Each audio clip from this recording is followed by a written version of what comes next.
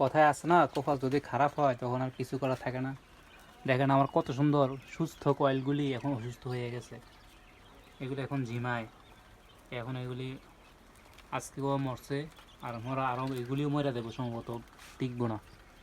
অবস্থা ভালো না, আগের থেকে অনেক খারাপ। আবার এটি যখন কয়েল পাখির অবস্থা খারাপ হয়ে যায় বোঝানোর সিস্টেম হয়েছে আপনার, এগুলি ডিম ডিম দেখলে বুঝতে পারবেন। সাদা হইয়া যাইব, এরপরে অনেক পাতলা পাতলা ছিলকা অনেক খারাপ হয়ে যাব, ডিমের অবস্থা একদম খারাপ হয়ে যাব। মানে ডিম পারবো আর পাইলে এটি মরে দেবো। এগুলি এই যে ডিমের অবস্থা পারবো না, ডিমও না খারাপ খারাপ ডিসকালার ডিম দিব। ডিমের যে এইরকম একটা কালার আছে এই কালারটা থাকবো না, পরবর্তীতে এরকম সাদা কালার হয়ে যাব আর দুর্বল ডিম। আর কয়েল পাখি দেখবেন শুধু ঝিমাইবো, ঝিমাইবো মানে এগুলি মরার ডেট শুরু। তাই মানুষ অনেক কথাই বলে যে ওষুধ খাওয়াইলে ভালো হইব, অনেক বড় বড় খামারিও দেখছি। আমার তো এখানে অল্প কয়েক 200 কয়েল, অনেকের হাজার হাজার কয়েল পাখি ভাই মরে যায়। মানুষের কথা শুনে আপনারা কেউ এই ওষুধ খাওয়া লাভ হইতো না। যখন দেখবেন মারা যাইব, চেষ্টা করবেন হোটেল টোটেল দেওয়া, কোনো রকমের হোটেল থাকলে রেস্টুরেন্ট থাকলে দিয়ে দেওয়ার জন্য সবাই করে, কারণ এগুলির ওজন অনেক বেশি, 160 গ্রাম 150 গ্রামের মতো ওজন।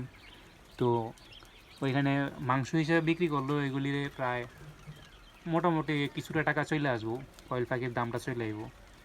তো ভাই এটাই হচ্ছে কথা, লাভ সব কিছুর ভিতরে লাভের চিন্তা করলে হয় না, টিকা থাকাটাই বড় বিষয়। আর কি বলবো, এটাই।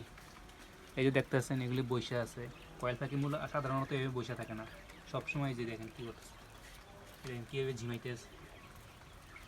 এমন থাকবো না, কয়েল পাখি থাকবো একবার দৌড়াদৌড়ির মধ্যে, তাহলে বোঝা যাবে এগুলো সুস্থ। এই যে দেখেন এগুলি ঝিমাইতেছে, এই যে ধরলেও যায় না।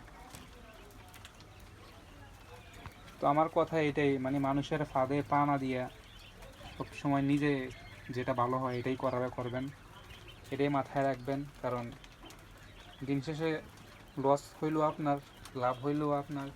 তো এই কারণে সাবধানতা আপনাকে রাখতে হইব, নাহলে এইভাবেই অবস্থা খারাপ হয়ে যাবে সব।